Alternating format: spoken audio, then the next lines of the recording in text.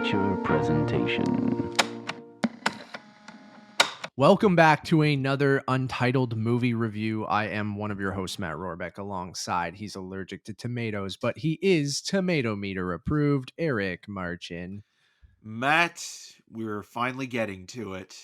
The movie everybody has been waiting for. David O. Russell's Amsterdam. Yeah, embargo broke a couple days ago. We just, we got busy with stuff. We haven't been able to record until now, but the movie, by the time you're listening to this, is probably playing in early screenings or it's playing tonight. That being said, we can get into the movie. Is really bad.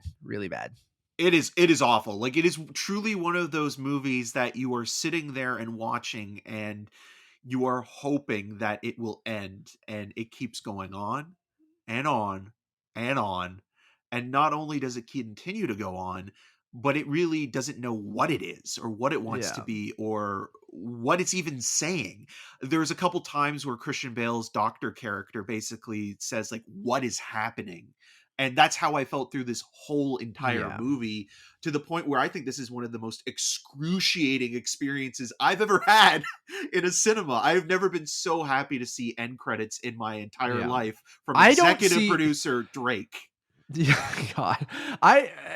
I see a lot of movies with Eric, everyone. And Eric knows sometimes when he watches a movie with me, if I really don't like something, I'll be fidgeting, my head will be sideways, I'll kind of sigh loudly, I'll laugh at something, I'll kind of just roll my eyes and stuff like that. Like, I try not to distract people from the movie, but Eric always is sitting right directly to my right usually. So like he feels when I don't like something. Rarely does that happen the other way around. Usually Eric is, I mean this in the nicest way, but you're very kind of stoic when you watch a movie. I'll hear you laugh sometimes, but a lot of the times it's internal laughter too. Yes. Where like you're just very you're professional and you're watching the movie.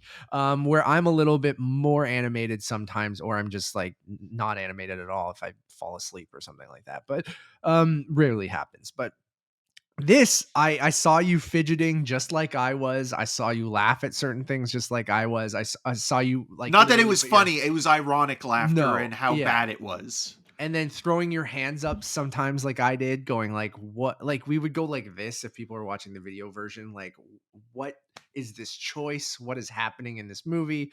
And it's just this mishmash of like a bazillion different things. And, it has every actor on the face of the earth in it, which a lot of David O. Russell movies do. It has Christian Bale, Margot Robbie, John David Washington, Chris Rock, Anya Taylor-Joy, Zoe Saldana, Mike Myers, Michael Shannon, Timothy Olyphant, Andrea Riseborough, Taylor Swift, Matthias Schoenaerts, Alessandro Nivola, Rami, Malek, Robert De Niro, just to name a few. Leland Orser. Come on. And I know that's part of his kind of shtick. Not in every movie he does, but in a lot of them, it's just like, all right, let's kind of bring in everyone in small stunt casty kind of performances.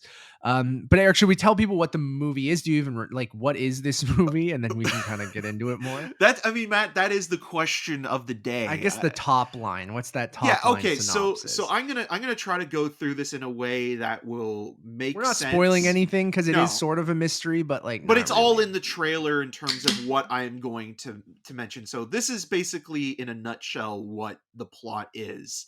The incoherent, convoluted plot takes place in 1933, and it's about two friends played by Christian Bale, who plays a doctor who is a World War I vet, and his best friend, who's also a World War I vet, a lawyer. They're investigating a suspicious death of their former general, played by Ed Begley Jr. in one of the most ridiculous cameos I think I've ever seen. One of the actors I didn't mention, but yeah. And so this. Oh my God, he's so bad. I mean, I like Ed Begley Jr., but he's great in Better Call Saul. Yeah, but he is so terrible in terms of being kind of a very literal performance. So they're investigating this suspicious death, and this suspicious death basically becomes a crime caper conspiracy when a murder is framed on the good doctor and lawyer. And then we have a flashback sequence that goes back to World War I, 15 years earlier, where we see Bale's character enlisting at the behest of his family-in-law, and his wife specifically feeling that he needs more character and needs to be more esteemed. He's also half Jewish, so the family is very anti-Semitic.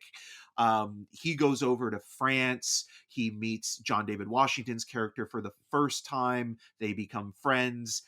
They get injured in the line of duty. They end up going to a hospital where they meet the third in their threesome, which is Margot Robbie's noble nurse, who is French at first, but isn't French. And they all become kind of in simpatico in a way and go over to Amsterdam after the war and live this kind of bohemian lifestyle. John David Washington and Margot Robbie's characters fall in love, while Bale is kind of like the third wheel, but still all friends and what have you. But then Bale needs to go back because he needs to kind of figure things out with his wife and his own life.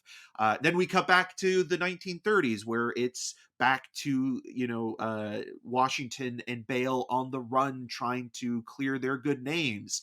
They reintroduce Margot Robbie's character. We have a series of, as you mentioned, stunt casting kind of roles coming and going, characters who you're not necessarily sure how they relate to one another unless they say how they relate to one another. Like, there was Yeah. a point where I was thinking, okay, wait, so Rami Malek is playing Margot Robbie's brother, and Yeah. then Rami Malek is married to Anya Taylor-Joy. Correct. Yeah. Okay. And then Robert De Niro's involved. It's kind of a, you mentioned, I think, in your tweet that it's kind of trying Wait, to. but Anya Taylor-Joy is is she I thought she she was related? I thought she was married to Rami Malek's character. Right. But then on Wikipedia, which could be wrong, is saying that Rami Malek is her brother and Anya Taylor-Joy is her sister. But do they mean sister-in-law? Maybe it's sister-in-law, because I got that that they were married, Is because they romantic. yeah, unless there is an incestual thing going on that is not. Sure. But it does seem like that. But there goes back to the convoluted part of it, right? Yes. I think you pretty much set it up. A senator is killed. They're trying to figure out who did it and what the conspiracy is behind Oh, it. But, general, not senator. sorry, is it general? Yeah.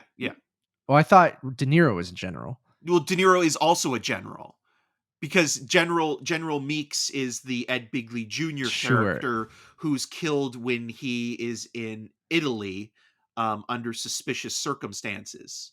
Okay. Yeah. See, this Sure. is. But he was a senator though, too. Oh, That's okay. why. So he was okay. So he was he's both. So we're both right. Yeah. This is what the movie is. So it's just like it's not a murder mystery, but it's sort of a murder mystery. It's a but screwball like, comedy. Yeah, a crime caper. You put it well. Like when I tweeted out afterwards, and I was like, I didn't say whether it was a good thing or a bad thing. I was like, it felt to me like, one of those Cohen crime capers, but with Adam McKay mixed in there, which sounds awful. And that's exactly what it is, where it's kind of that self-righteous kind of social commentary movie, using the crime caper in a period setting to kind of tell that. And it's zany at times, but then it's hyper violent at other times. And it's shocking with its deaths of big celebrities and things like that. And like hilariously so. Cohen, yeah, there's one part where I laughed really hard, and Eric did too, and a couple other people messaged me, like an unintentionally funny moment, which is a very stunty thing, which is meant to more so be shocking, I think, rather than funny. But like maybe it's supposed to be funny. I don't know. It's funny in the same way that when Samuel L. Jackson gets eaten by the shark in Deep Blue Sea, it's supposed to kind of shock you, but when you watch it now, it's almost comical. Yeah. And like Eric mentioned, it's just incredibly convoluted. I think the stunt casting is incredibly distracting to the point where like, all right, this person shows up, they're only in one scene. Oh, they come back for one scene at the end kind of thing. And it's just you a lot of them are character actors, but like are big stars, and like you're just like, why why go that route instead of focusing on your core three and like really kind of having them as great actors and fill them up with like less recognizable character actors? But it is that kind of flashy trailer, you know, studio comedy of like, here's all the people that are in the movie. Look at how the ensemble cast of this thing. And like, it just plays out very strangely in the sense of just like the mystery isn't satisfying by the end because you're just like, oh, okay, it's both out of left field but also kind of predictable. What it's trying to say is very heavy handed on the nose, kind of like of trying to relate it back to today and how US history is kind of played out and things like that. And I don't know, like it's just there's so much going on. None of it is really funny, none of it is very exciting. It is very confusing. I thought Christian Bale is like what we said in Thor, is like he's always good even if the material's not good. Margot Robbie, who I really like, I'm like, she's fine. Weirdly, I thought John David Washington was very, Wooden. stiff. And like, yeah, you use wooden, I think stiff, like, and it's both like one of those things where I'm starting to go, do I like him as an actor?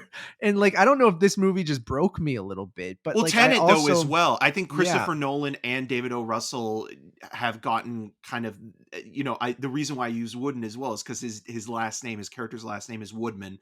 Um, nah, it does it's, feel yeah, like Woodsman. Yeah, yeah, Woodsman. Yeah. they don't understand how to lock into, maybe he kind of reminds me a little bit of Val Kilmer, where like Yeah. there are some directors and some movies where he works, and then there are other times where it just doesn't. And like obviously he's amazing in Spike Lee's Black Klansman, and Spike Lee was Yeah. able to get something out of him that was very charismatic and affable and funny. And I like him in Old Man and the Gun. And yeah, but I mean, like, that's a very small role as well, and, like, even, with Ballers, it's just something where it's, like, it kind of feels like this is his time, and, he's working with a lot of big But with name Tenet, Malcolm movers. and Marie, and then this, I'm like, I don't know, bro.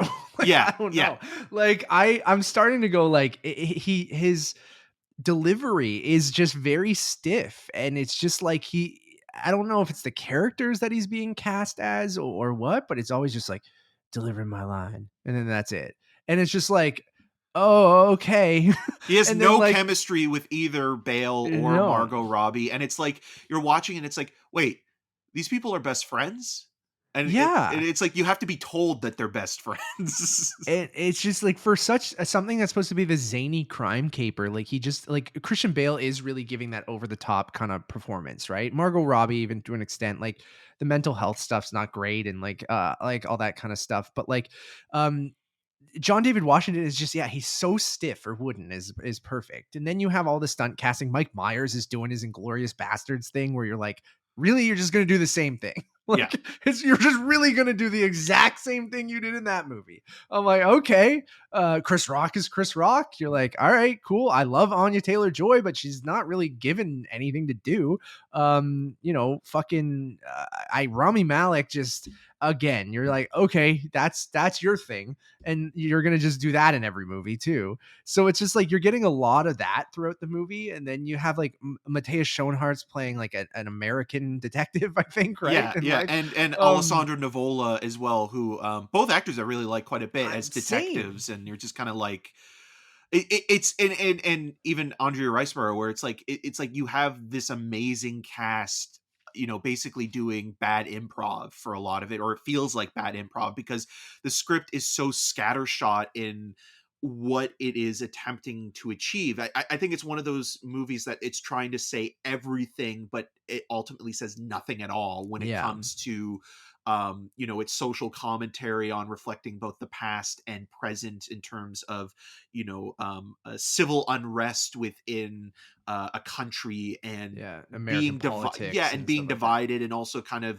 being able to suss out the darker aspects of American life, and something that is kind of being corrupted, which is the kind of Nazism in the early inklings of World War II, which again, like, it isn't really saying anything profound or even surprising in how it's even brought up. Like, it's like, oh yeah, like, okay, the First World War ended, and we're 15 years, you know, removed from the first war. So, and that's the other thing. It's funny that both Margot Robbie and John David Washington don't look like they've aged at all in 15 years. You just But put a Christian goat, Bale, they like put like facial time hair has on him. just savaged him. And I guess you could basically say, well, oh, he was addicted to drugs, and like Yeah, it took his time and things he like got that. injured bad in the war and stuff like that Yeah, too. and even it's sort of commentary on, veterans being mistreated after the Yeah, war, and people with facial differences, and having to live with disabilities. Like, it kind of feels like it's not really making any kind of point, and it's almost just all for show, which yeah. makes it weirdly more intolerable to watch, because you feel that David O. Russell is not really, Treating doing it with anything. like, Yeah, he's not advocating for anything. yeah. He's just kind of being It's a like, "Oh, look showy at Bale, movie. look Yeah. at Bale with one eye," Yeah, and here's some here's some practical effects I can put on people's bodies and show yeah. their things that happen to them to be shocking, whether it's a surgery sequence or the veterans coming in and stuff like that. Like, it has that dark edge that these, like, it's a zany comedy that's very like goofy, but then has these very intense, violent moments and things like that.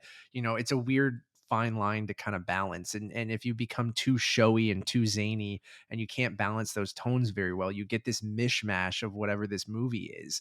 And like, to go on a positive note, like, I think um like, I liked the sequences out in the city and like the production design, and the it's obviously like an expensive-ish movie for what it is. Like, you can really tell that I don't necessarily think it ever looked cheap. Maybe from the cinematography or something you can talk about, Eric, but like, I Ugh. meant from like the production of it all still felt like you know uh, expensive, and felt like I did like the production design of the movie and the commitment to the period. Yeah, I I get don't what know. you're saying with that, where like you know, Depression era New York, it does Yeah, have a look and I feel am a to it, sucker for even that. if it is very digital. But I mean, I think the biggest problem I have with the cinematography is that Emmanuel Lubinski, who is a great cinematographer, Oh, obviously, that opening sequence with the handheld camera stuff was awful. well, yeah, and for those who know his work, I mean, obviously Yeah. he's done a lot with Alfonso Cuarón and Terrence Malick, and that kind of like floating camera, kind Yeah. of moving I around didn't with even the know it was him characters, it doesn't work with that kind of for this. idiosyncratic dysfunctional style that a Russell is known for, because you can't have chaos on chaos. And even though there's a poetry and beauty sometimes to the way that Lubinsky shoots his stuff when it's kind of free floating and moving around, but in this case it's so disruptive of the narrative that you're kind of focused so much on the camera moving around an autopsy table, or moving around sequences. There's a moment where Margot Robbie's on a swing, and it reminded me so much of The Thin Red Line, when there's a scene where Yeah. he's thinking about his wife and she's on a swing outside, and it's just like, okay, is he trying to replicate some of that style? But it doesn't really mesh. And then with the plot and story, like it being so kind of impenetrable with its narrative, and it's not that kind of narrative with, like, you mentioned the Coen brothers, and again, like, the Coen brothers, you always give the benefit of the doubt when it comes to their stories not maybe clicking the first time around. It's like, oh, they're very smart people. They know what they're doing with their stories, and their movies require more than one watch, not because you don't necessarily understand what's going on, but you appreciate it more on second and third viewings, and you can kind of dissect certain things about them. Where this, it almost feels like, oh, Russell's being very smug with his storytelling, where it's like, what,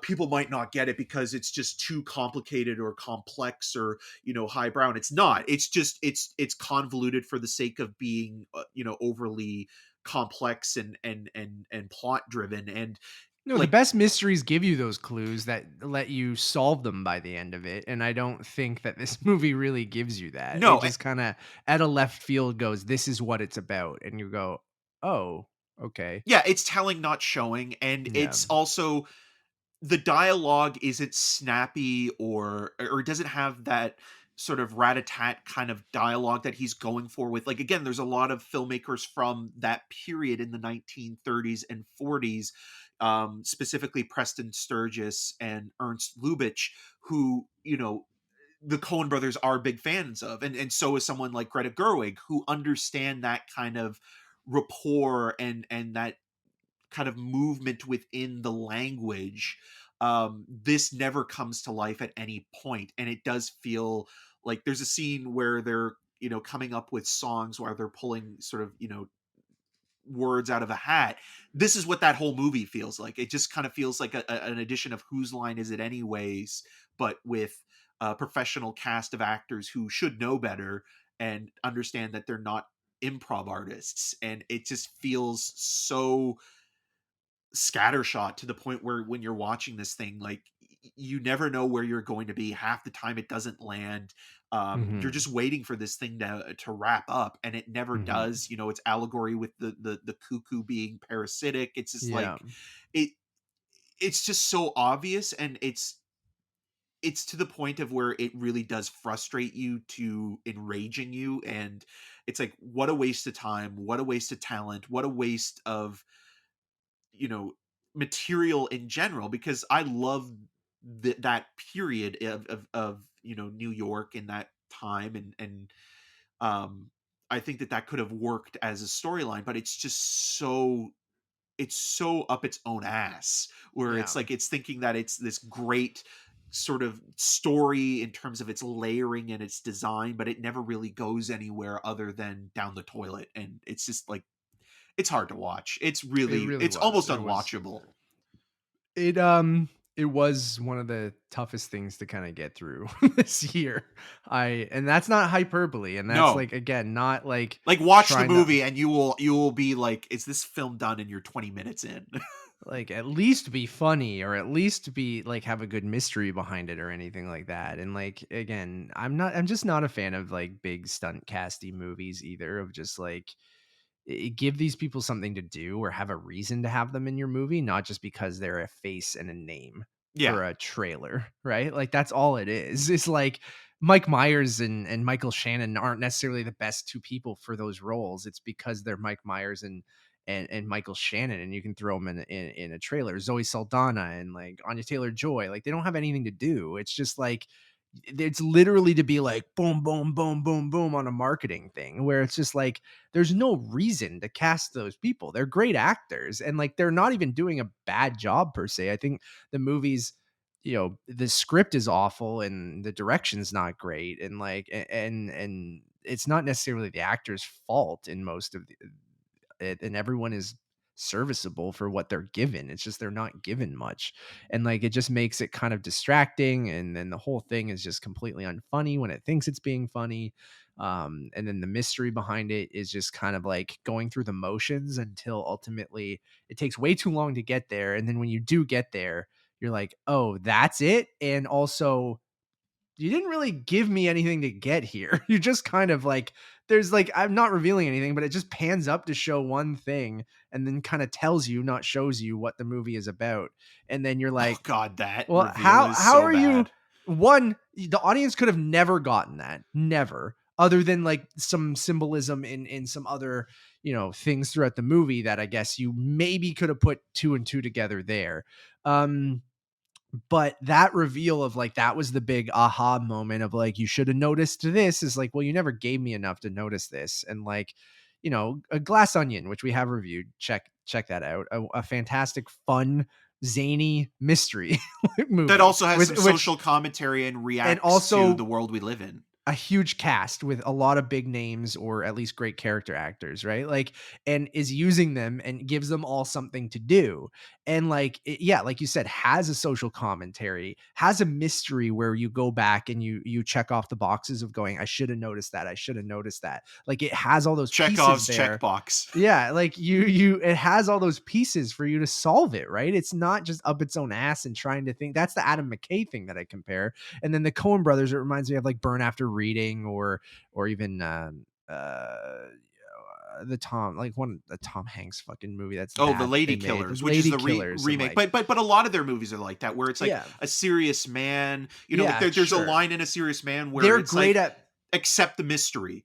and they're great at that tone, that tonal balance, right? Where they can have some ridiculously funny moments that are dark and or zany in their movies with great actors, but like they have that balance and that fine line that that they're able to kind of toe, where I don't think Russell is in this movie at all. And then it has that Adam McKay obnoxiousness in it, with whether it's the text on screen, the self-righteous political social The commentary, multiple like voiceovers. yeah, like the voiceovers that come and go and make absolutely no fucking sense. It's just like that kind of shit is when I tweeted that, being like, it feels like a Coen Brothers caper on trailer and on paper, and then it has this layer of Adam McKay obnoxiousness that you got in like Don't Look Up, and was done better in his other movies, his previous two. But like it just Well, Bale also being in Vice, right? yeah, and In the Big Short. sure, yeah. So like I think it really is the perfect summation of what this movie is. And then you have the David O. Russell layer of just being, this ensemble piece with that kind of dialogue that he tries to do and stuff like that. And it's just like none of it comes together.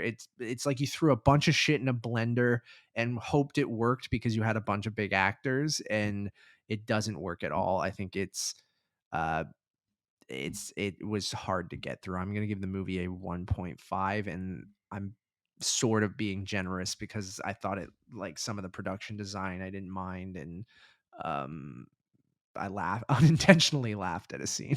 And I think like Bale and Robbie and the actors are fine. They're just not given much to do.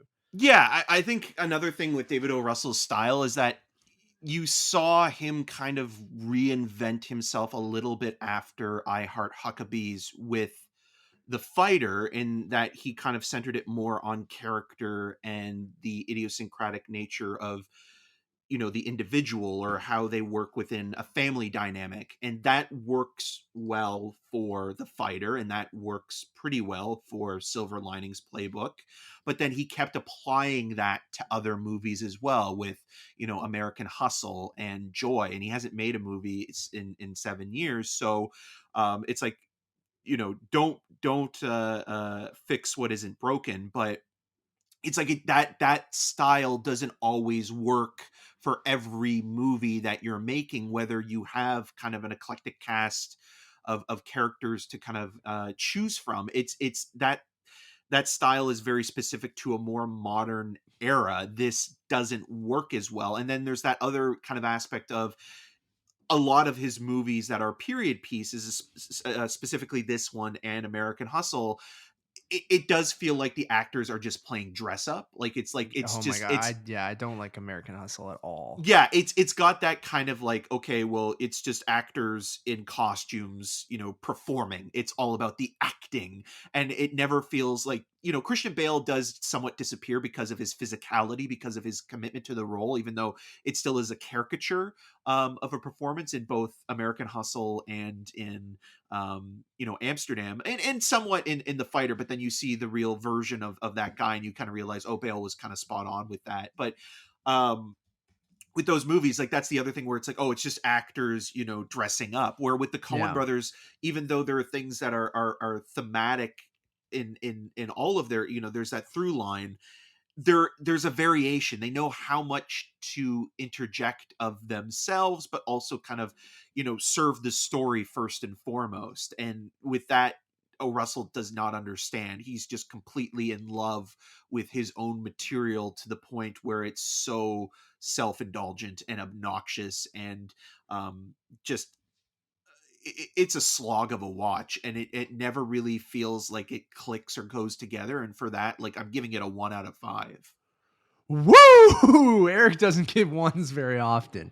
I almost went there. I don't give ones that often either, but sometimes you got to make a statement, and I appreciate it. Yeah, I'm gonna go 1.5. Eric goes 1. I think we're both in agreement, though. Just they're trying to trick you to see this, and Don't do it. Thank you all for watching or listening. We do appreciate it. You guys can check out a bunch of other stuff we have right now. If you're into spooky season right now and you like the MCU, we have a review up for Werewolf by Night, which should be streaming right now on Disney Plus as you're listening to this, depending on when I decide to post this. As well as our newest episode of the Untitled Movie Podcast, where Eric and I talk about New York and other things. So go check that out as well. We went to New York. That's the context there. We went there last weekend. So to the New York Film Festival opening night film White Noise. So we'll talk about our trip and what we got up to there. Did we bring the noise? Find out.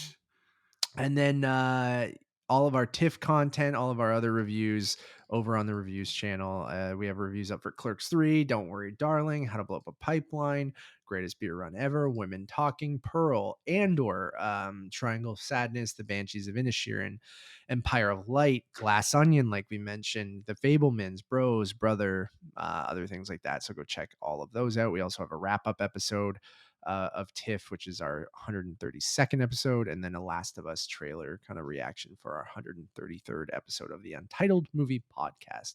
YouTube, podcast services, one-stop shop over on Letterboxd, Untitled_movies. And you can follow me on all those social medias at Matt Rohrbeck. I'm Eric March, and you can find more of my video reviews on rogerstv.com/cinemascene and on the social medias at EM6211. Until next time. What happens in Amsterdam should stay in Amsterdam.